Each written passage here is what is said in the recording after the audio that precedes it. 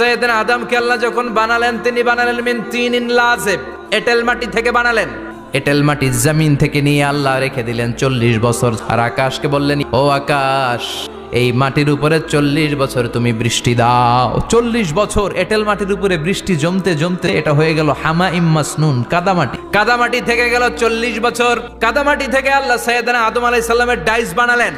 তারপরে আল্লাহ সূর্যরে বললেন, ও সূর্য, এবার আদমের কায়ার উপরে, মূর্তির উপরে তুমি 40 বছর সূর্যের আলো দাও। 40 বছর সূর্যের প্রখর ও তীর্যক তাপে আদম হয়ে গেছে এখন টোকা মারলে ঠন ঠন করে। এখনো রুহের ফুৎকার দেয় নাই, কিন্তু কেটে গেছে 120 বছর। এই বিশাল লম্বা সময়ে আল্লাহ বললেন, উল্লেখ করার মতো আদম কিছুই ছিল না।